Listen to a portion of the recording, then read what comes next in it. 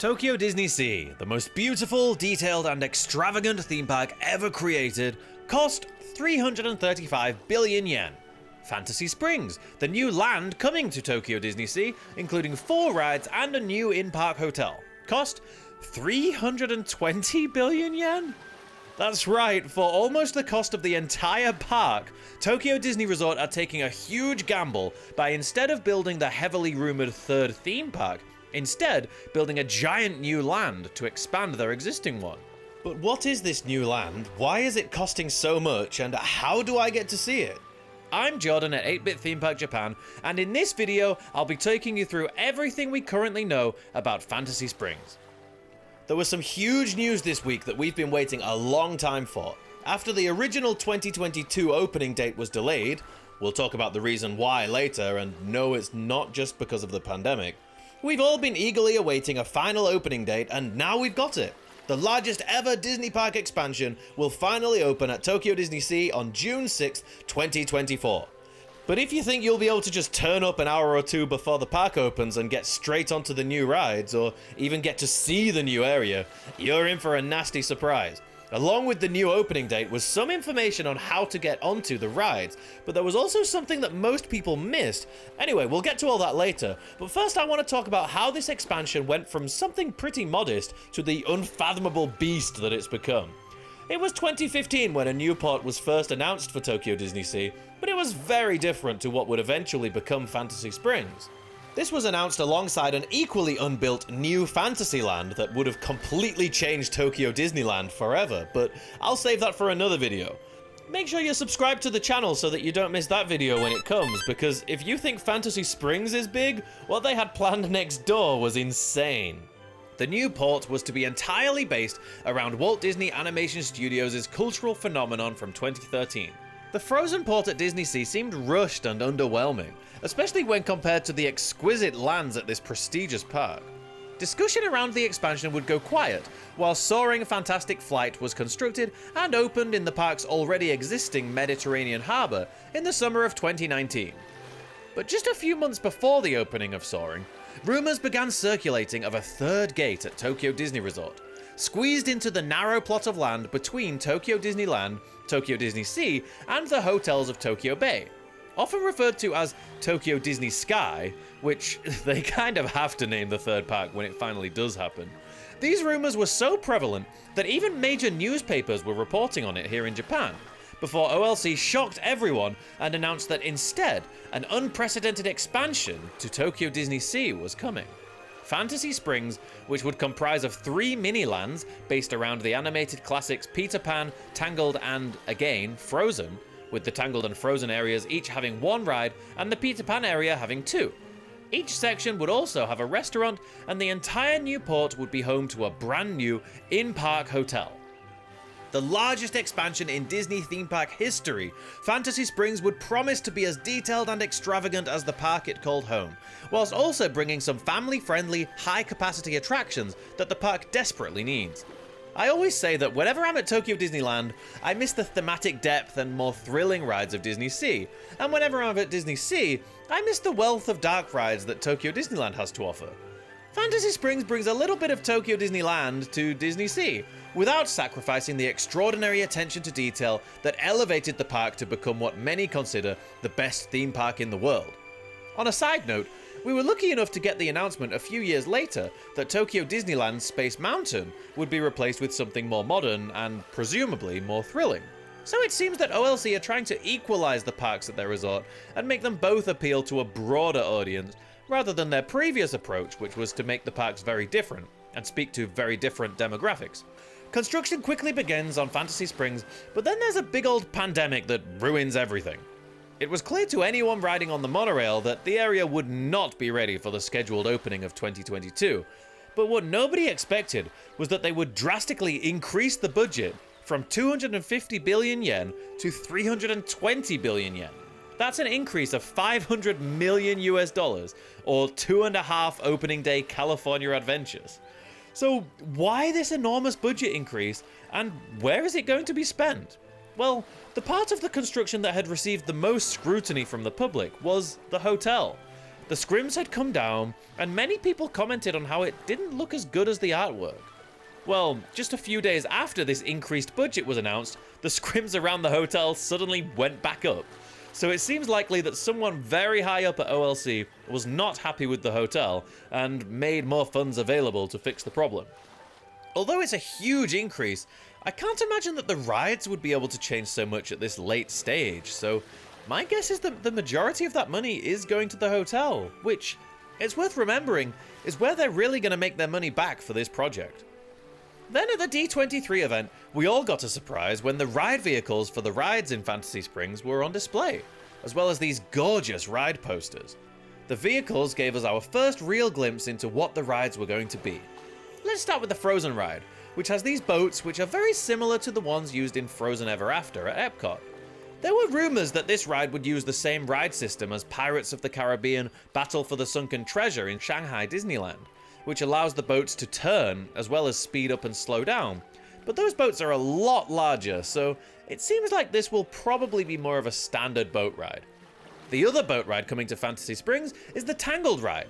This one was rumored to use an Omnimover type system which could have the boats constantly moving, increasing throughput, whilst also meaning the vehicles could turn. Again, this now seems unlikely, as the patent for this technology has riders in small boats with 4 rows of 2, whereas the boats shown off at D23 appear to be the same boats used in It's a Small World or indeed the Frozen ride next to it. So I'd guess that this is also more of a standard boat ride. From the ride poster, it seems like we're going to get the gorgeous lantern scene with the castle in the distance. Honestly, if they just pull off this scene, it could make this the best ride in the entire land. Another ride coming to Fantasy Springs that could be a hidden gem. We saw this adorable poster for the Tinkerbell ride. Knowing how Japanese guests react to cute things, I honestly think this could end up being the most beloved ride in the whole expansion, and it's one that I'm really excited for. The vehicles look like classic Fantasyland-style dark ride vehicles, which is exactly what this park needs. I am surprised they didn't go for the 3-row vehicles that these rides have in Disneyland Paris, but maybe they'll have other ways to increase the capacity? Anywhere else, this would seem like a little filler ride, not worth talking about very much, but the kind of money and attention to detail around this project and this whole park, we could expect this to be pretty special. And finally, the real e-ticket of the land, and the vehicle reveal which was the most interesting and surprising.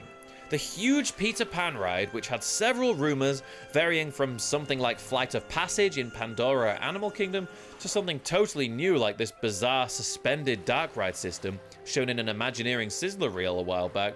But these vehicles, for how unique and odd they look, they'll also be strangely familiar to anyone who's ridden the Spider-Man or Transformers rides at Universal. They all have very high walls at the sides to ensure that guests are only looking in front of them. This allows the rides to switch between dark ride and motion simulator seamlessly without the guests seeing something in their peripheral vision that might break the immersion. If this is the case, this will be the first time that Disney have used this ride system, and if they can combine the action of a ride like Spider-Man or Transformers with the magic and nostalgia of a classic Disney movie like Peter Pan, it's going to be a pretty unforgettable experience. You've probably noticed something missing from everything we've just talked about. The names of the rides. Well, OLC finally released the ride names, as well as more details involving the shops and restaurants, and even the ride lengths for each of the rides, which are really interesting. There's still been very little information about the entrance to Fantasy Springs. The artwork looks great, so I'm really hoping that there's an area that's just Fantasy Springs too. They're telling this whole story about how these fairy tales emerged from this magical glade, and I really hope we get to see a little bit of that. I feel like some of Pandora's bioluminescence and Journey of Water's interactive exhibits would fit really nicely here and help to build on the lore of Fantasy Springs itself. But right now, all the info we've got is about the 3 mini-lands, which now have names. So, in Frozen Kingdom, we have Royal Banquet of Arendelle, which surprisingly is just a counter-service restaurant, which at first seemed like a missed opportunity as they can't make it super fancy, but DisneySea have enough fancy restaurants as it is, so I'm kind of glad that this will be more affordable and easier to get in. There's also the perfectly named Oaken's OK Foods, which is a small snack shop, probably churros or something like that. The ride is named Anna and Elsa's Frozen Journey, and the ride length is 6.5 minutes, which is about 2 minutes longer than Frozen Ever After in Epcot and in Hong Kong Disneyland. Still, despite the change in name and length, I think we can expect this to be basically the same ride, but with Hong Kong's updated animatronics and with some extra scenes to make up those extra 2.5 minutes. Next is Rapunzel's Forest. I wish they'd named it Kingdom of Corona like in the Kingdom Hearts 3 world, but I can totally understand why nobody wants to hear the word Corona again for a while. Here we have the Snuggly Duckling Restaurant, which is another counter-service restaurant. There is actually a Snuggly Duckling counter service in Shanghai Disneyland, but the one here in Fantasy Springs seems to be bigger and probably more detailed. Presumably it was originally designed for Shanghai Disneyland, but then scaled down for the opening. On a side note, I actually wouldn't be surprised if this entire expansion was originally designed as Shanghai Disneyland's Fantasyland, and then they just pulled out the plans and handed them to OLC when they wanted something for DisneySea. Anyway, I'm not a fan of the name of the ride in this land, but it's definitely not the worst one. That will come later. The boat ride is called Rapunzel's Lantern Festival. And in the description, they say this 5-minute boat ride will take guests to the annual Lantern Festival. So they're really hammering home that yes, you will go through the lantern scene. They also call it a romantic ride, which is kind of sweet, and it really helps to fit it into DisneySea, as the park is renowned for being the couple's date park. Once again, this whole ride could suck, but if they just nail that lantern scene, it's gonna be gorgeous. So I think it's very encouraging that that's the thing they're talking about the most. As for the 5-minute ride length, this is basically the same as Navi River Journey, and I wouldn't be surprised if it winds up being the exact same layout. I've seen some people describe the whole of Fantasy Springs as DisneySea's answer to Pandora. A small boat ride, a big motion-based attraction, and some beautiful areas to explore, so it's interesting to draw those parallels. This brings us to the largest of the 3 mini-lands and the expansion's biggest draw. Now dubbed Peter Pan's Neverland, this is the only one of the 3 lands to have more than one ride. But that's not all the land will have to offer. The Lost Boys Lookout Cookout is another excellently named counter-service restaurant, which may end up being the most unique of the 3, where they have incorporated parts of the shipwreck into the decor. Another thing not mentioned but seen clearly in the artwork is that guests are able to walk around Captain Hook's pirate ship, a legacy which dates all the way back to the opening of the original Disneyland in 1955. As for the rides in this mini-land, let's start with the smallest and its terrible name. Yep, the name they finally went with was Fairy Tinkerbell's Busy Buggies. I mean, Busy Buggies is fun, it uses alliteration and it conjures up ideas of excitedly hurrying around, but what is that fairy part about? As if Tinkerbell isn't one of the most recognizable character names in the world, someone thought they had to add the word fairy to the beginning? Nobody has ever referred to her as Fairy Tinkerbell before. Oh, whatever. The big news here was that this ride is going to come in at around 2 minutes, which is the same as the Heimlich's Choo Choo Train ride that used to be at California Adventure. And if this ride is anywhere near as charming as that was, then it's going to be a fan favorite. It's also very similar to the length of classic Fantasyland rides based on Snow White, Pinocchio, and Peter Pan himself over in Disneyland. But I used Heimlich as a comparison, as it seems like this ride will be outside, at least for the most part. Maybe entirely? I don't know. Finally, we get into the big e-ticket ride, now dubbed Peter Pan's Neverland Adventure. But this generic name is far from the most interesting piece of information released here. Remember earlier when I said these vehicles look like Universal's Spider-Man and Transformers rides? Well, we now know that the Peter Pan ride in Fantasy Springs is the only ride in the new port with a height restriction, that height restriction being 102 centimeters, which is exactly the same height restriction as Universal's Spider-Man ride. The length of the ride, however, is quite different, with Peter Pan being around 6 minutes. Now, if this ride balances physical sets and 3D screens properly, with this kind of length, this could become one of the greatest Disney rides ever made. Which is to say, one of the greatest rides, full stop. Another thing, if they use the huge screens like on the Pirates of the Caribbean ride at Shanghai Disneyland, that could elevate it massively. You know, Spider-Man and Transformers, they have kind of big screens, but they are nothing compared to the Pirates ride in Shanghai. Those screens are like the size of Soarin'. So if this ride has something like that, and then some gorgeous sets to fly through, oh, this could be really, really special. One thing that I can't wait for is to simply explore this whole new area at DisneySea. which will no doubt be as rich and full of details as the park it calls home, maybe even more so. If you want to see some of the incredible details that already make this park so special, I know you'll enjoy this video where I talk about 10 hidden secrets at Tokyo DisneySea.